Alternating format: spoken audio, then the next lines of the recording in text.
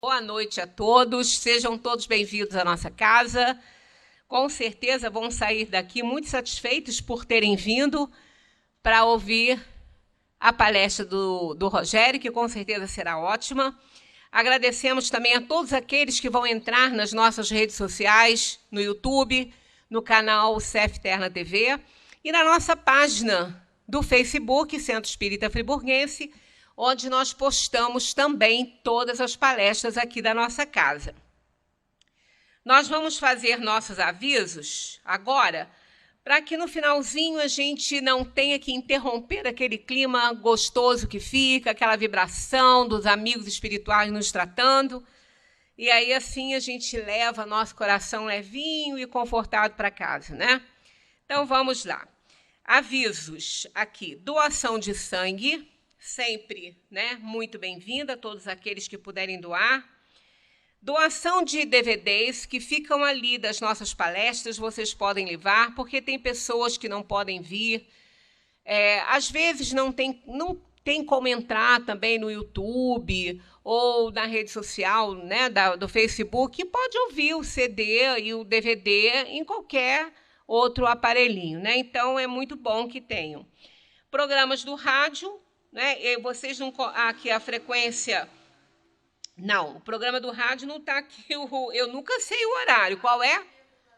104,9, Rádio Comunidade.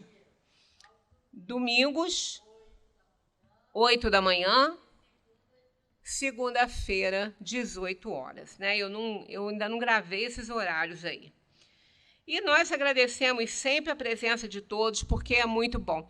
E temos também aqui um pedido de algumas necessidades lá do Laje, como lenço umedecido, hidratante, repelente, shampoo, desodorante, né, artigos de higiene pessoal, Presto Barba com 2 lâminas. Então, quem puder fazer essa doação, pode trazer para cá, pode levar para lá, né? Pode trazer para cá que a gente encaminha. O importante é ter aqui para encaminhar ou vocês levarem. Desde já a gente agradece muito isso, né?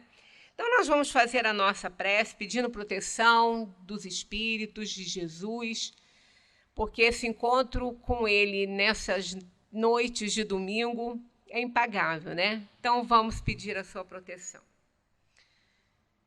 Senhor Jesus, mestre querido, mais uma vez, Senhor, aqui nos encontramos para esse encontro que marcamos contigo todos os domingos às 19 horas. Nós te agradecemos pela oportunidade de poder estar aqui, estudar o teu evangelho de amor, a tua boa nova, as mensagens trazidas pelos Espíritos da Verdade através do codificador Allan Kardec. Somos imensamente agradecidos por todas as bênçãos que recebemos. Cada dia que passa, nós nos sentimos mais ainda filhos queridos do Pai e temos a certeza que não nos abandona em nenhum momento da nossa vida. Assim, mestre, esperamos que essa reunião transcorra sob a tua proteção, que os amigos espirituais que aqui se encontram já possam nos tratar, nos transmitir o fluido cósmico modificado para aqueles problemas que muitas vezes nós nem conhecemos. Então, que nos coloquemos receptivos, não só às palavras do nosso irmão que serão proferidas, bem como aos amigos espirituais que nos tratam, desde que estamos em casa e nos direcionam para cá, e quando aqui adentramos, já somos abraçados por todos. Que assim, mestre querido, possamos dar início à nossa reunião, sob a tua proteção. Obrigada, graças a Deus. E assim, Rogério, com esse tema intrigante aí, ó, é pela lei que nasce o pecado. Estamos curiosos, né? Então vamos matar a nossa curiosidade já já. Não vou sentar lá.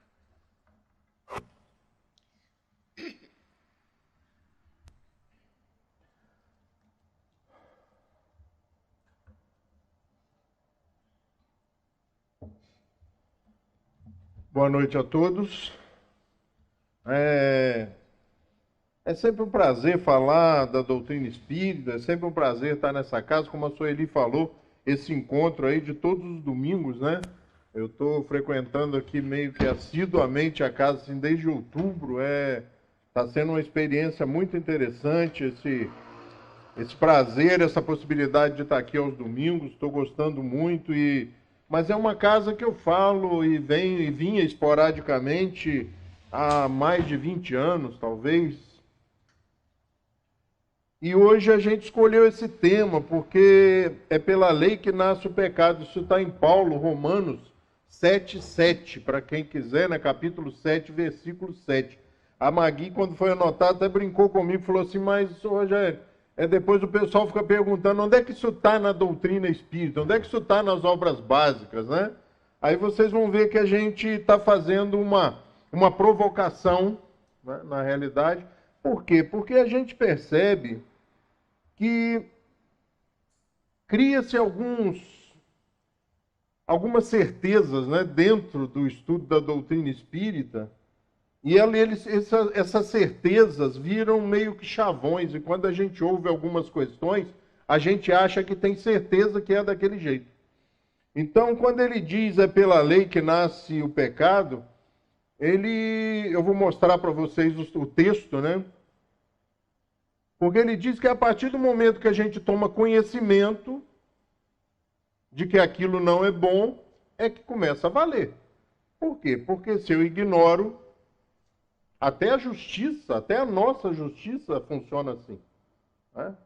Tem algumas pessoas que são inimputáveis, porque elas não respondem pelos seus atos porque elas desconhecem, elas não estão enquadradas nas normas vigentes, né, que convencionam a nossa vida social. E aí eu trouxe mais uma colocação também, né, acrescentando que é pela lei que nasce o pecado, que é uma coisa que a gente gosta muito também, e aí dentro do movimento espírita é muito trabalhado. E conhecereis a verdade vos libertará, que está lá em João 8,32. Romanos, lá quando eu disse, né, a gente começa a citar o Evangelho, começa a citar as anotações, as pessoas dizem, mas, né, por que não trazer direto as obras básicas? Porque, na realidade, o Espiritismo são luzes novas sobre essa realidade, sobre essa proposta cristã. Né? O Consolador Prometido vem não para trazer novidades, mas para ampliar e fazer compreender aquelas que nós já tínhamos. E quando a gente fala, conhecereis a verdade vos libertará, é exatamente ratificando mais ou menos o que Paulo fala. Quando João coloca, a partir do momento em que você começa a conhecer as coisas, você começa a ter a capacidade de arbitrar. Você começa a trabalhar o seu livre-arbítrio, o seu poder e a sua capacidade de escolha. Em Romanos, para ficar bem claro ali, né, ele diz lá, Romanos 7:7. O que vamos dizer então? Que a própria lei é o pecado? É claro que não. Mas foi a lei que me fez saber o que é pecado. Pois eu não saberia o que é a cobiça se a lei não me tivesse dito, não cobice. Então, a partir do momento em que eu começo a tomar consciência daquilo que vai me fazer mal, daquilo que faz mal às pessoas, eu começo a arbitrar sobre isso através do meu poder de escolha. E o Espiritismo traz uma outra característica interessante, que é de nós nos transformarmos em relação com o Espiritismo, não lidando com o Espiritismo, nos transformarmos em livres pensadores. A intenção de Kardec, quando trabalha no processo de perguntas e respostas, é isso. Que nós comecemos a questionar, que nós busquemos, que nós sejamos enjoados mesmo. Não, mas olha, através da reencarnação se explica tudo isso. O que é a reencarnação? Como é que se processa? E temos que conhecer, porque é através do conhecimento que nós vamos aumentar a nossa capacidade de escolha, de arbitrar por que caminho nós vamos, por onde eu vou. Sem o conhecimento, eu não tenho condições de caminhar de forma muito eficiente. Então, a conclamação do Espiritismo em relação ao estudo, ela é muito grande. Nós para conhecer a doutrina espírita, nós não temos outra possibilidade que não seja o estudo. Não, mas eu vou assistir palestra domingo e terça-feira no Friburguense minha vida inteira. Você vai ter conhecimentos, mas não vai conseguir, talvez, formar uma ideia do todo, da intenção do todo, da finalidade do todo. Né? E corremos o risco ainda de ter muitos retalhos e não ter o conhecimento de formar essa colcha, de formar essa peça inteira. Então é necessário que nós estudemos a doutrina espírita. Ela traz essa característica. É necessário que nós estudemos o Espiritismo. Ah, mas como eu vou começar por onde? Pelo Livro dos Espíritos? Não, comece pelo que é o Espiritismo. Kardec publica em 1859 com essa intenção de nos colocar a par do que é o Espiritismo e a partir daquela leitura, ele diz isso na sua introdução, a partir daquela leitura você escolher. Bom, isso me interessa. Ou então falar, isso não me interessa. Então ele cria um facilitador. Quando ele publica em 1859 o livro que é o Espiritismo, que na realidade só vai ficar pronto lá em 1860, porque ele começa a publicar e começa a ampliar ele, só em 1860 que ele vai ficar pronto. Ele começa a trabalhar, aliás, 1865, né? Ele começa a trabalhar essa proposta. Então comece pelo que é o Espiritismo para você começar a formar uma ideia do todo.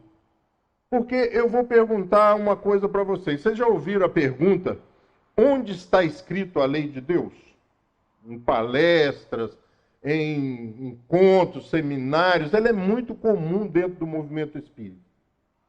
Como forma de nos colocar assim meio na parede, dizendo assim, olha, onde está escrito a lei de Deus?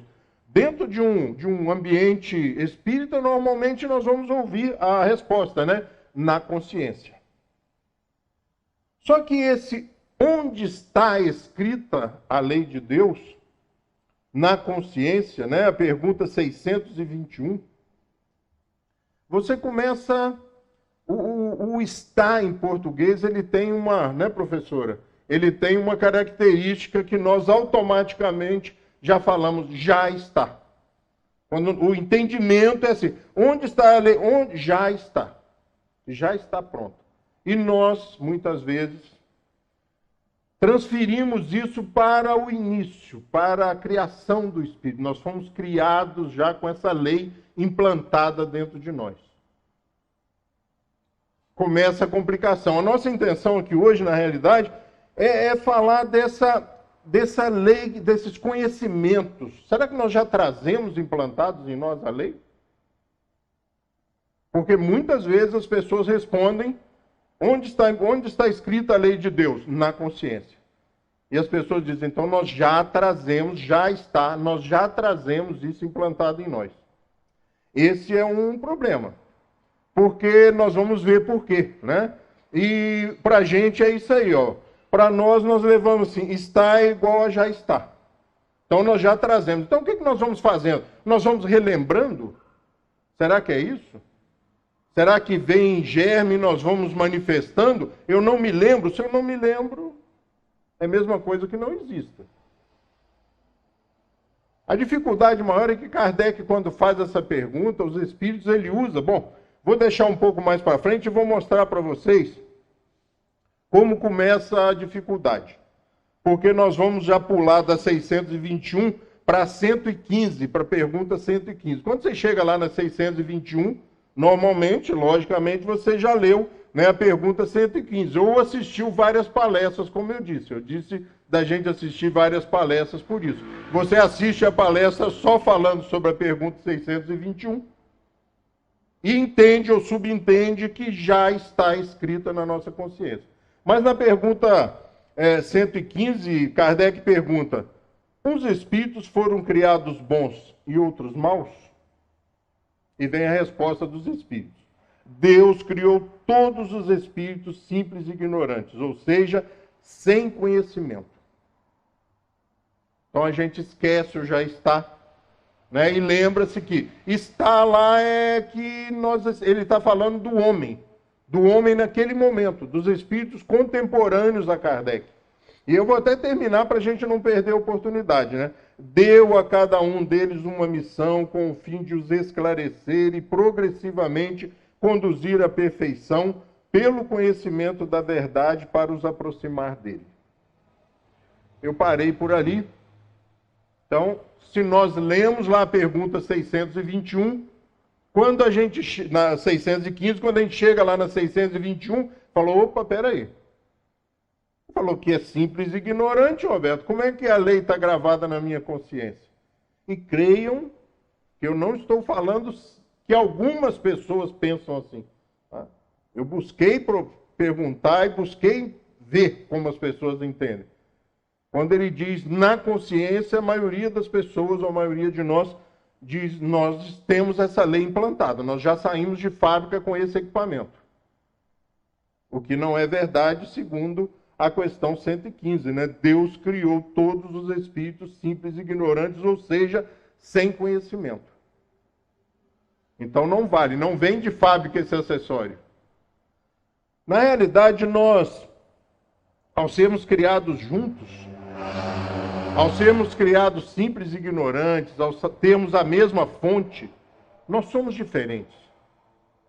Nós formamos um todo, nós nos juntamos e formamos um todo, mas cada um contribui nessa evolução, cada um contribui nessa construção do mundo com a sua característica, com a sua disposição para caminhar. Porque uns caminham mais rápidos. Uns tomam o caminho do bem mais constantemente. E outros de nós, muitas vezes, tomamos alguns desafios, alguns desvios, né? E aí você pode dizer assim, mas espera aí, na 621, ele diz isso, mas na 621A, ele ratifica o que ele disse acima. E aí eu trouxe a 621. Ele diz assim, visto que o homem traz em sua consciência, o próprio Kardec aí está falando isso, visto que o homem traz em sua consciência a lei de Deus, que necessidade havia de lhe ser ela revelada? Ele a conhecer e desprezara. Quis Deus, então, lhe fosse lembrada. Mas aí eu vou lembrar daquilo que eu disse a vocês. Quando os espíritos dizem a Kardec, naquele momento, ele está se referindo ao homem vigente naquele momento, não ao espírito na sua essência. E aí, para a gente mexer e ver como, às vezes, é interessante o estudo do Espiritismo e onde ele nos leva, né? Eu sei mal falar português e fui mexer com francês. Porque eu fui lá buscar a pergunta no original em francês. E aí eu descobri que este, né, que não pronuncia assim, mas vou ler ali para vocês, está em vermelho lá, o este, ele significa em francês ele, ela, esta, este, está, este. Então, será que o que Kardec pergunta e os espíritos compreendem naquele momento não será onde é escrita a lei de Deus? Porque senão nós vamos criar um problema e nós vamos entrar em contradição com a pergunta 121. Porque ou nós nascemos simples e ignorantes ou já trazemos a lei. Olha, mas poxa, isso é importante. Você começou com uma pergunta incitante lá no começo, né, que é pela lei que se conhece o pecado ou que nasce o pecado. O que isso tem a ver? A minha intenção, na realidade, é mostrar como o estudo do Espiritismo ele é minucioso depois de um certo tempo. Porque às vezes você chega na casa espírita e está ouvindo sobre Espiritismo, as pessoas dizem, olha, leia o livro dos Espíritos, leia a obra completa, os 5 livros fundamentais da doutrina espírita, depois releia, depois comece a estudar. E é isso mesmo que acontece. Eu estive na Associação Espírita Bezerra de Menezes durante muitos anos. E eu participei de uma reunião às segundas-feiras lá de estudo do Livro dos Médiuns. Essa reunião, eu devo ter participado dessa reunião pelo menos uns 20 anos, gente, estudando o Livro dos Médiuns. Nós terminávamos, o que acontecia? Vamos começar de novo. Por quê? Porque entrava gente nova e a gente ficou meio assim como orientador, como, né, um facilitador do estudo e vamos estudar o Livro dos Médiuns. E aí, com o tempo, você começa a entrar nessas minúcias, nessas delicadezas e começa a perceber que, como eu disse no começo, o Espiritismo é uma luz diferente sobre a proposta cristã.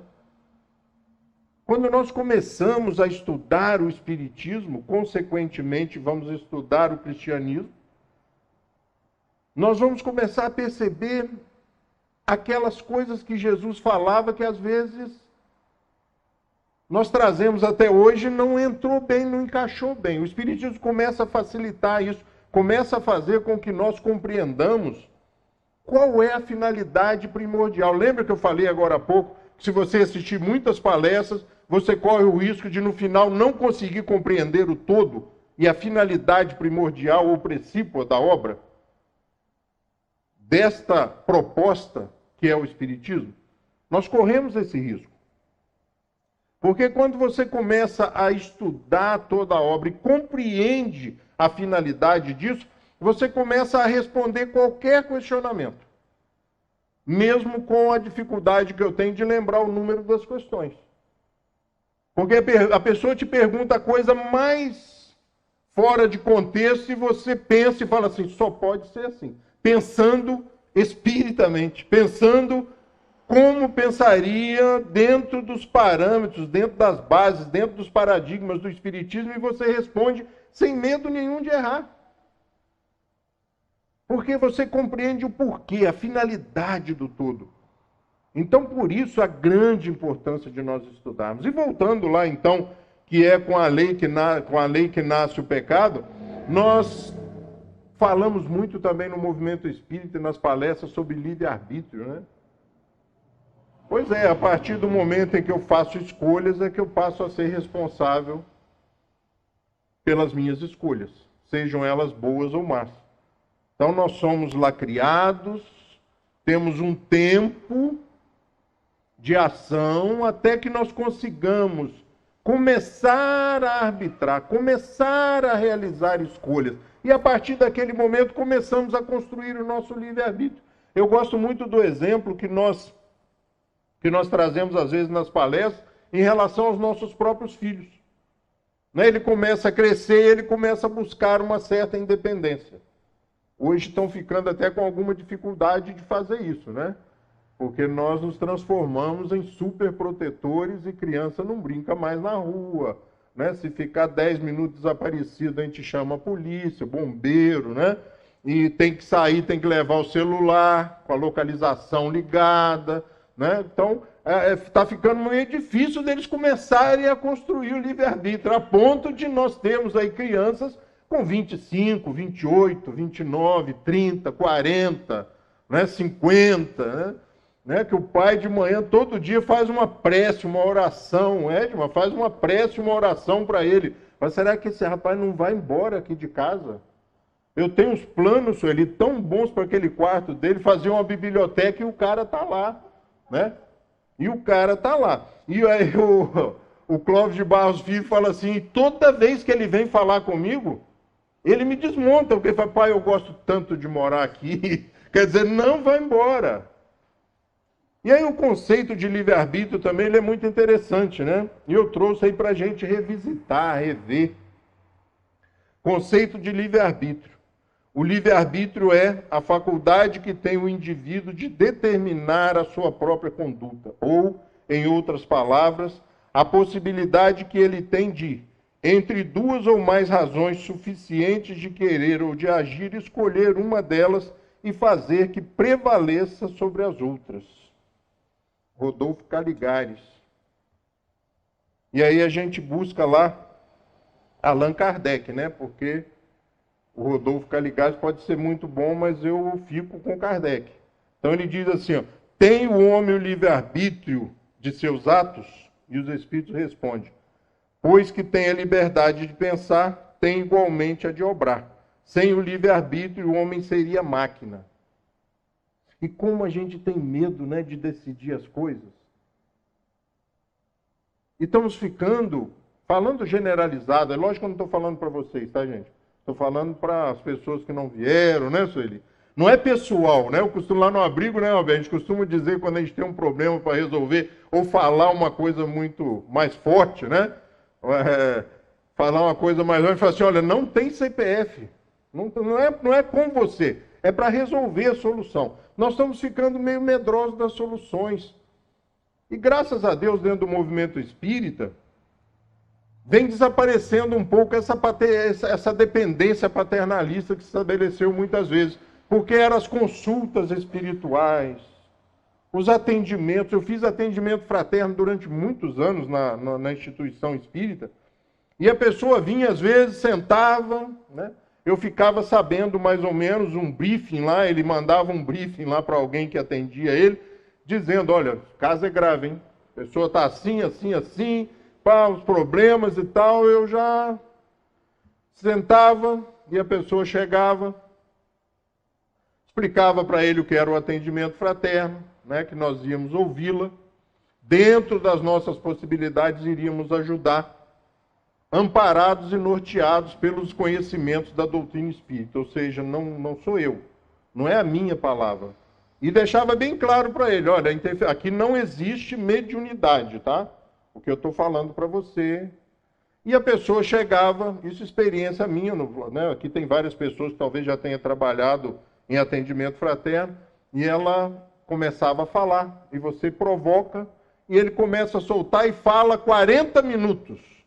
Comigo nunca aconteceu, porque eu não deixo o atendimento passar de 20. Mas eu já vi atendimentos fraternos de 40 minutos. Eu não aceito, eu acho meio complicado. Mas nesses 20 minutos que eu permitia, normalmente eu não falava.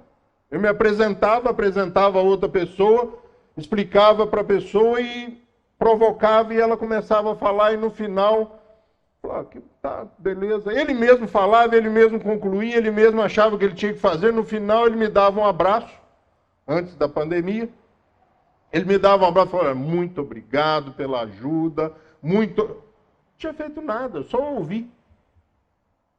A gente, na realidade, sabe o que tem que fazer. Por quê? Porque agora nós conhecemos a lei. Agora nós conseguimos discernir o que é bom e o que não é bom. O que devemos fazer e não. Mas agora, nesse nível mediano, né, de evolução, onde nós nos encontramos agora, o homem. Né, quando Kardec pergunta aos espíritos, os espíritos respondem em relação ao homem, naquele momento, não no momento da criação. E os nossos filhos, né, alguém já pode pensar, se ele esqueceu das crianças. Né? Não, os filhos é aquele negócio, ele começa a crescer, começa a querer uma certa liberdade e começa a nos solicitar. Posso ir na casa de fulano? Não. Então, um dia ele começa a ser renitente, fala, não, vou deixar para ver o que vai acontecer. E aí ele vai, funciona tudo bem. Posso dormir na casa de fulano? Você está louco para dormir na casa, não sei o que. Não, hoje tem a festa do pijama, né? Agora tem o negócio da festa do pijama. Essa pandemia veio estragar tudo, né? Deve ser muito legal uma festa do pijama, né? Principalmente para 10, 15 crianças, deve ser o maior barato. Na minha época não tinha essas coisas. E aí você não vai, e aí ele vai de manhã, você vai buscar, está vivo, são e salvo, tudo bem. Você começa a perceber o quê? Que ele tem condições de caminhar sozinho. Chega ao ponto absurdo do livre-arbítrio dele te pedir a chave do carro. Chega ao cúmulo dele que sair no seu carro. Tal é a confiança que nós vamos estabelecendo com eles. Eu tenho um filho que eu vivo oferecendo carro para eles. Os meus amigos me falam, estou vendendo um carro. Eu falei, aqui, estão vendendo um carro. Pai, você está maluco? Eu quero carro para quê? Aqui em casa tem 3 carros, eu quero mais um. Eu vejo aí o problema de vocês todo começo de ano, tem que levar no Detran para fazer vistoria, gasolina, mecânico. Para que eu quero carro? Essa semana mesmo eu ofereci um para ele, falei, olha, carrinho bonitinho, um dono só, te ajuda a comprar. Ele falou, não, o problema não é dinheiro não, pai. É que eu vou voltar para São Paulo, mas ele veio para ficar uma semana aqui em junho, gente. Nós já estamos em final de fevereiro. E todo mês ele fala que vai voltar para São Paulo. E ele está trabalhando home office no meu escritório. O escritório é meu. Mas eles vão assim, sabe? Eles vão conquistando espaço e nós fomos conquistando espaço nessa relação com Deus a ponto de, gente, Agora ele começou, não sei se ainda com vocês, mas talvez vocês só não tenham percebido o que ele está fazendo. Ele que eu estou falando é pela intimidade a Deus, tá? Ele talvez já esteja fazendo com vocês há muito tempo, vocês ainda não se deram conta. Que ele está começando a dar para vocês outros filhos deles para você tomar conta, para você direcionar e para você guiar. Tal é o nível de evolução que nós já conseguimos. Ele já confia em nós a ponto de mandar os seus filhos para os nossos lares para nós criarmos, para nós educarmos, para nós ajudarmos, para nos ajudarem, para os reajustamentos. E aí o Espiritismo, com o estudo, começa a trazer essa via de mão dupla. É acerto, é burilamento, é convivência, é dificuldades de relacionamento e uma certa ojeriza se transformando em uma leve amizade, em um bem-querer, em uma amizade, em um sentimento mais profundo de responsabilidade, até aprendermos a amar. Até que aprendamos a amar. E aí a gente ouve muito no movimento espírita. Eu adoro esses chavões, essas coisas assim, né? Quem sou eu, meu irmão? Estou aprendendo ainda com vocês. Né? Você vai falar com a pessoa na casa espírita e fala, quem sou eu? E normalmente a voz até muda de tom, né? Quem sou eu? Estou aqui aprendendo. Fala, não, mas parece que eu já estou te vendo aqui há uns 10 anos, não é não? E o cara está aprendendo. É essa acomodação, sabe? Essa letargia que o Espiritismo não deixa que aconteça em nós. Quando você começa a estudar profundamente o Espiritismo de forma certa e correta, gradativamente, hoje eu recebi uma mensagem dentro do meu blog lá, dizendo assim, você poderia, ao terminar o Evangelho, começar a estudar a Gênesis. A Gênesis é um livro tão difícil. Esse também é outro chavão interessante dentro do movimento espírita. E aí você pode perguntar quando a pessoa diz isso. Mas outras 4 obras que antecedem a Gênesis, você leu? Mais ou menos, ou não. Não vai entender. Não tem jeito de você matricular o seu filho, por mais que você queira protegê-lo, já lá na frente. Ele tem que começar lá no maternal, né? Hoje a gente começa na creche, no maternal, alfabetização e tal. Não adianta querer entrar com ele você presta o vestibular e vai. Não vai. Não vai. Então, nas obras fundamentais da doutrina espírita é assim também. Se você estuda lá o que é o Espiritismo, que eu venho receitando muito, o Livro dos Espíritos, o Livro dos Médiuns, o Evangelho, o Céu e o Inferno, quando você chega na Gênesis, não tem dificuldade. Por quê? Porque foram construídas bases, né, sempre ascendentes, de compreensão, de entendimento, de dedução. E aí não tem estranhamento quando você começa a estudar a obra. A minha intenção aqui hoje era isso, é mostrar que existem inúmeros, diversos, vários caminhos para conhecer a doutrina espírita. Mas nós não podemos escolher um só.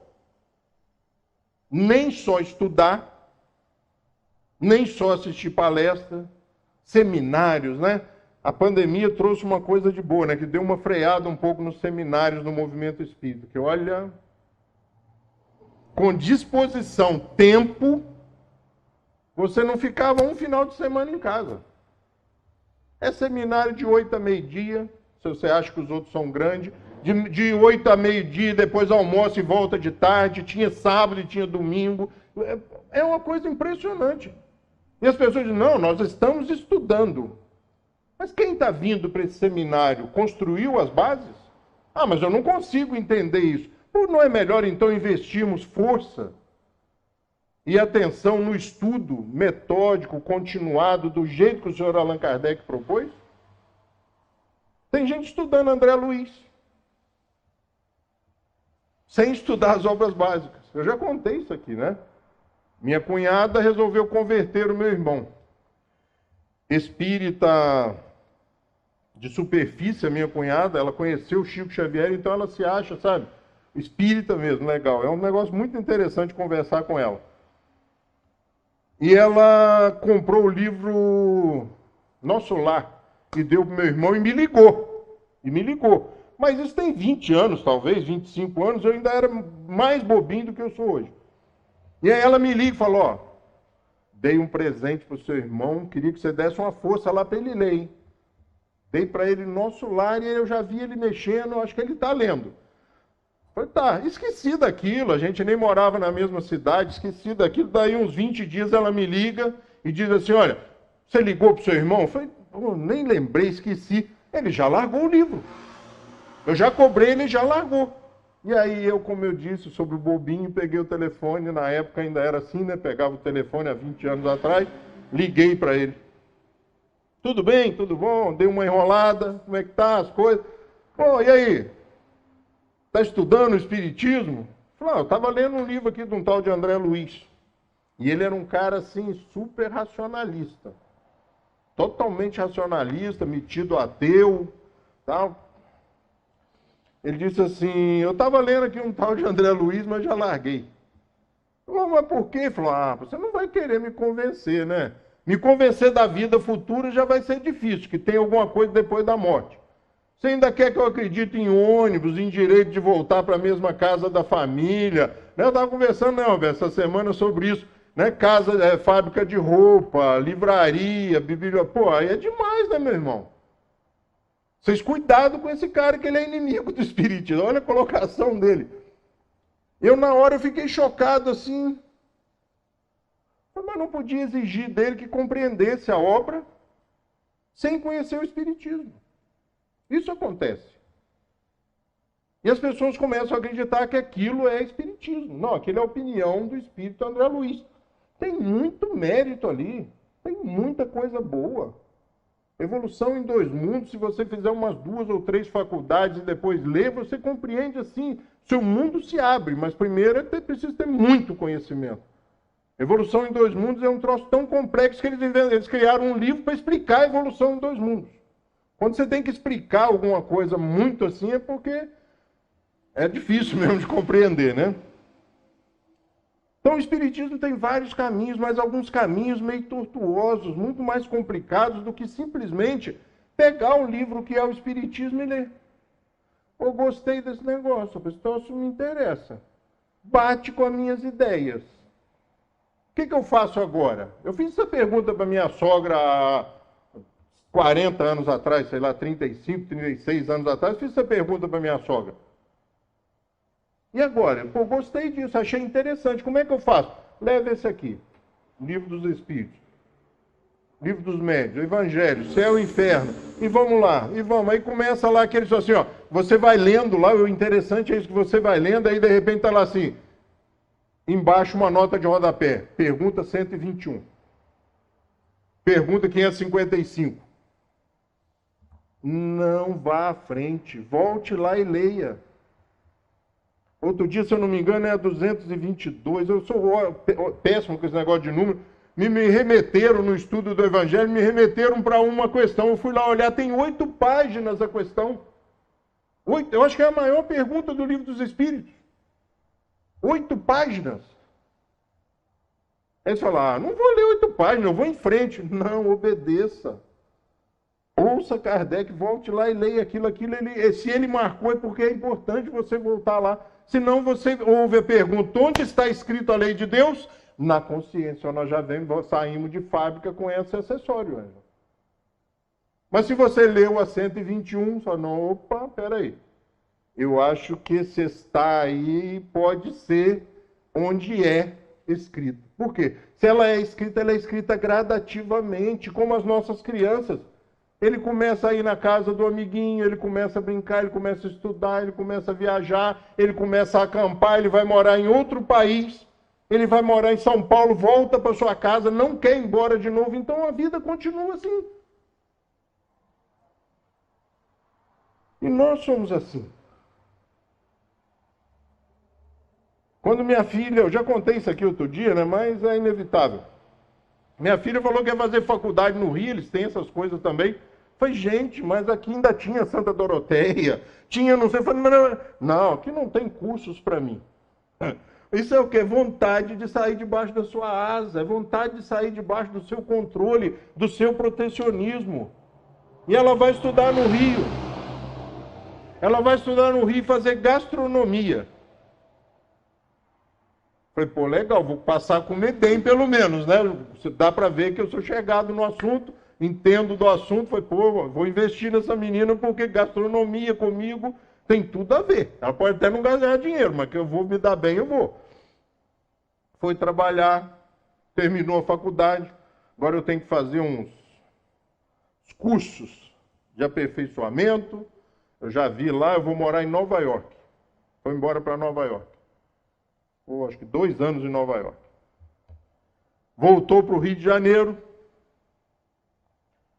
Foi trabalhar no Intercontinental, um hotel famosão no Rio aí. Acho que lá em São Conrado, eu acho.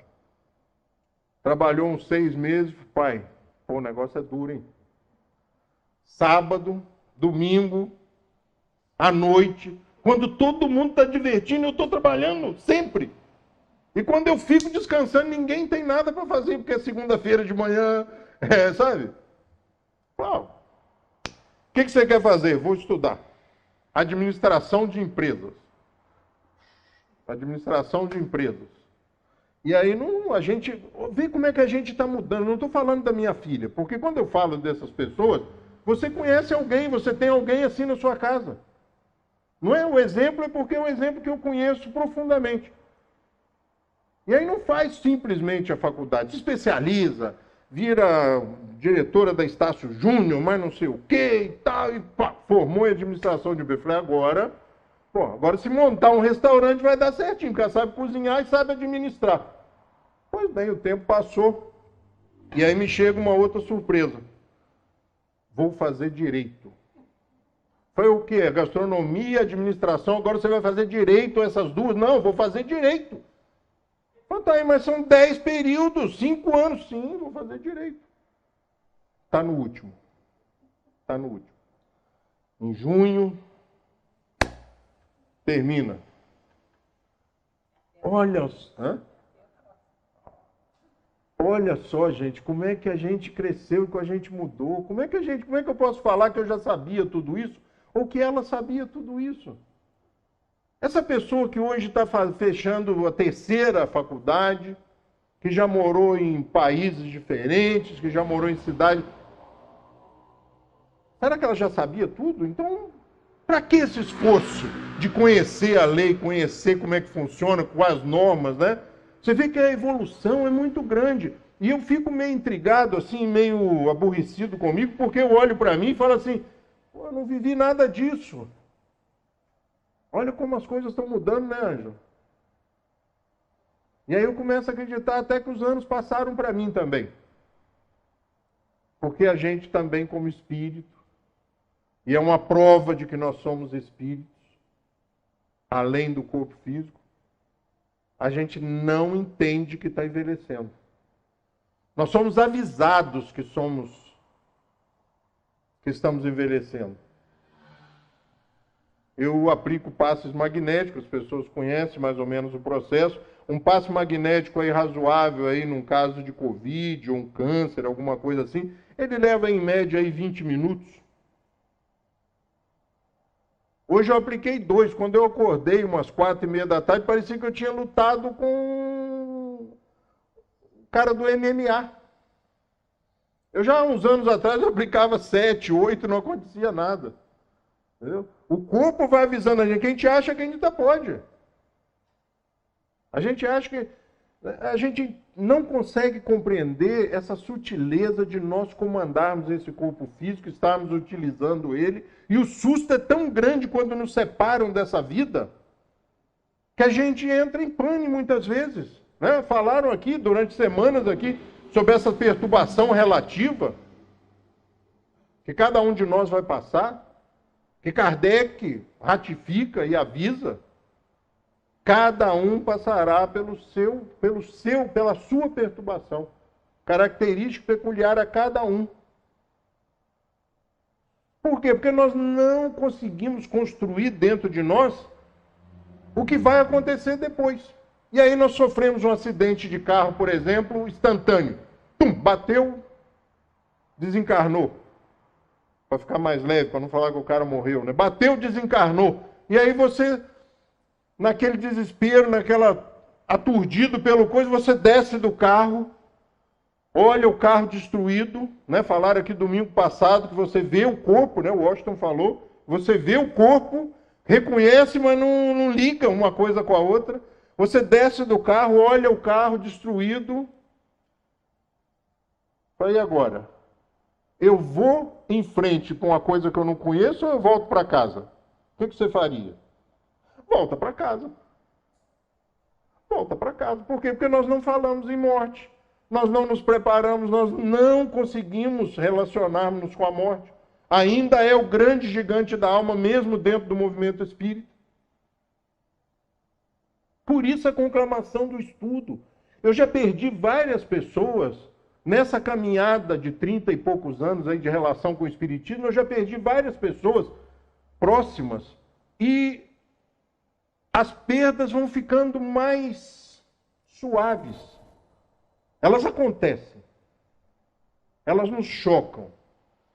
Mas é mais um sentimento, eu gosto muito dessa expressão, gente. Saudade antecipada. Sabe? A pessoa nem foi direito ainda, mas você já está com um sentimento tão grande de saudade. E a gente tem que tomar cuidado para que isso não se transforme num sentimento de perda.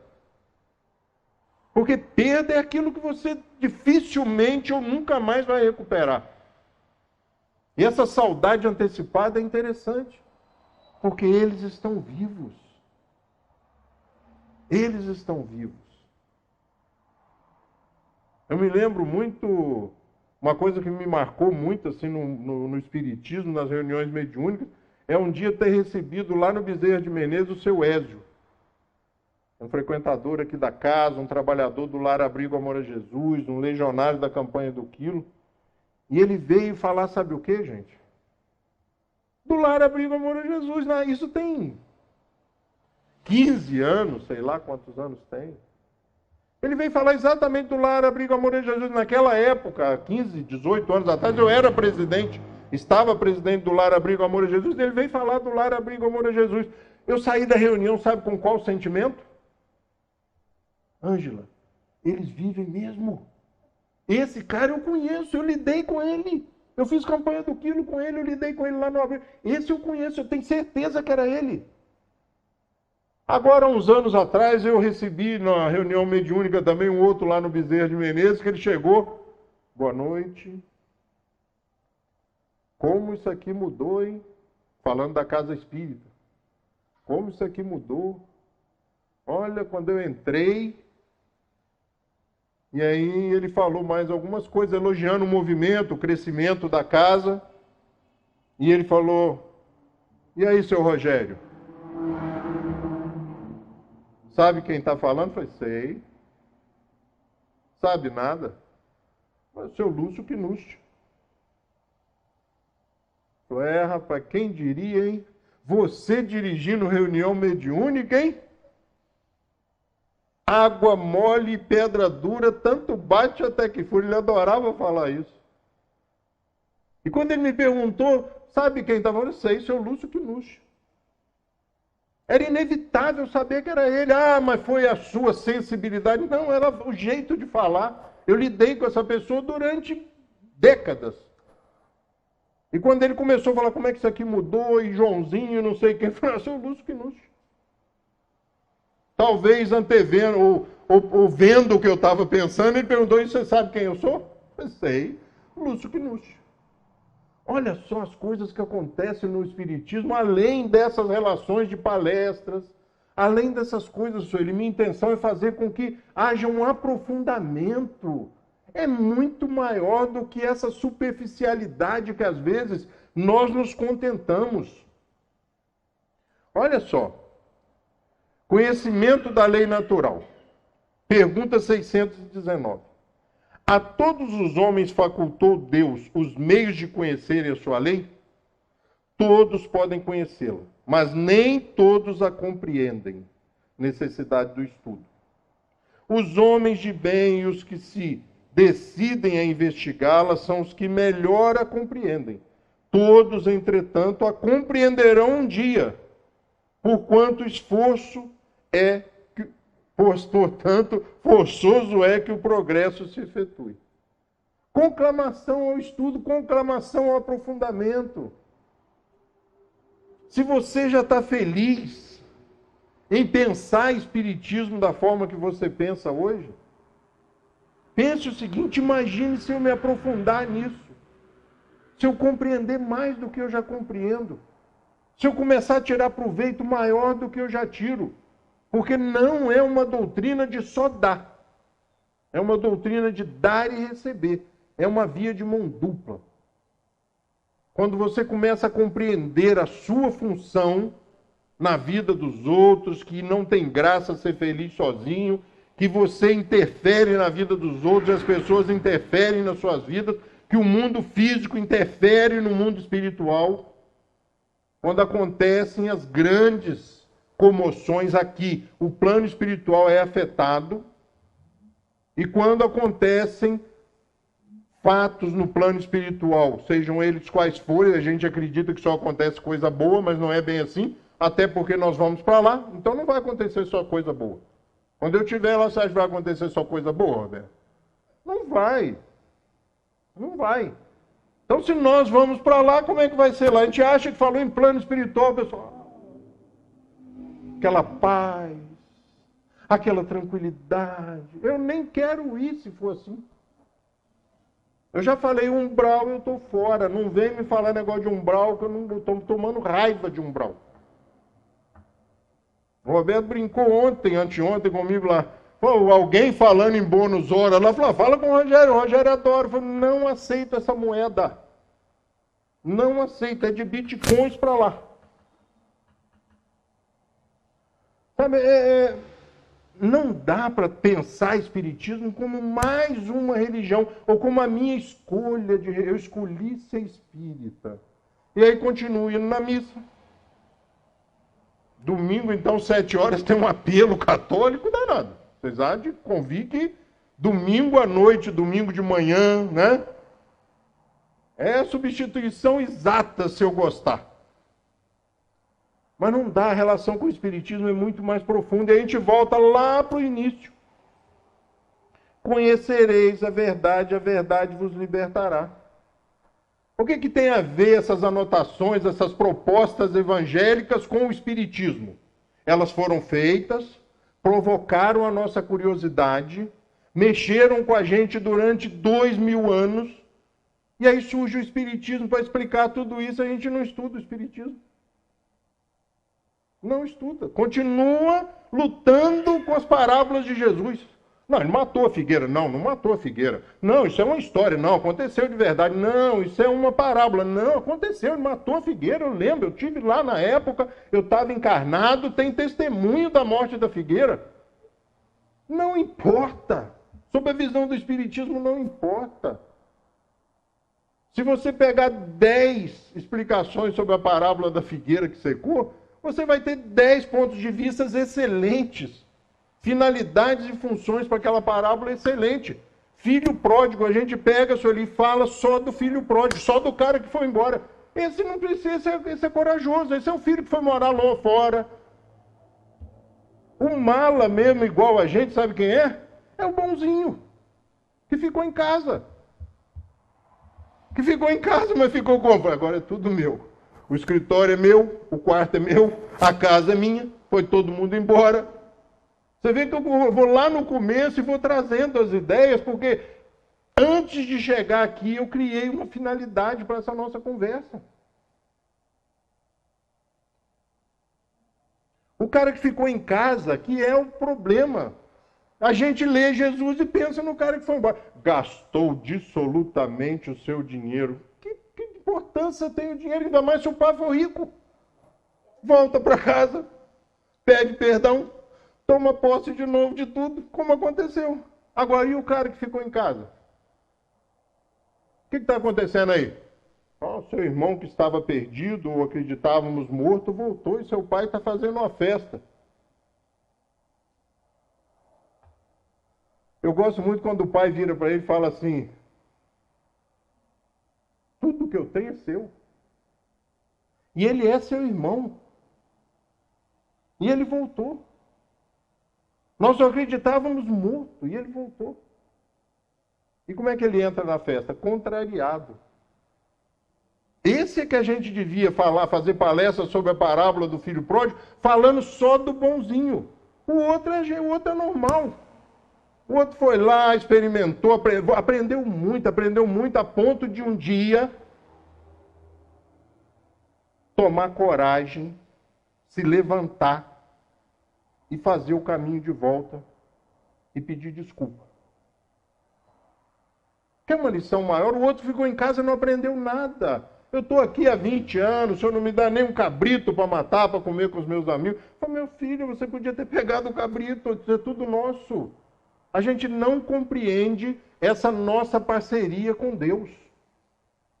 A gente continua esperando só que venha. Senhor, me ajuda essa noite, eu preciso dormir, porque amanhã eu tenho que trabalhar. Me ajuda, amanhã, segunda-feira, aquela parcela do carro, eu não tenho dinheiro. E vamos, uma relação com ele fala assim, meu filho, eu estou precisando de você, para. Eu estou precisando de você, tem um outro irmão seu ali precisando, pai, eu não tenho como eu ir lá pessoalmente. Você é o verbo, você é a ação. Bom, gente, é isso que o Espiritismo faz com a gente, né? Se eu faço essa palestra no meio protestante, no meio católico, budista, é caso de internação, né? Mas aqui no Centro Espírita, onde a gente conhece a doutrina espírita, a gente sabe que a intenção é fazer com que nós saiamos daqui convictos da importância e da necessidade do estudo da doutrina espírita para que possamos usufruir. Fazer com que esse conhecimento nos transforme para o nosso próprio benefício. Deus, Jesus, não quer que a gente se transforme para eles, não. Para ser o filho bonzinho, o amigão, gente boa, esse é que eu gosto. Não. Eles querem que a gente cresça, se fortaleça, porque não dá para caminhar sozinho. É uma caminhada coletiva. Ah, então quem não é espírita? Não é isso. Espíritas ou outras escolhas religiosas vão caminhar. Mas nós espíritas não temos outro caminho senão o estudo, o entendimento e a compreensão para colhermos os benefícios disso. Você aplicar um passe e receber uma ligação. Agora eu estou conseguindo respirar.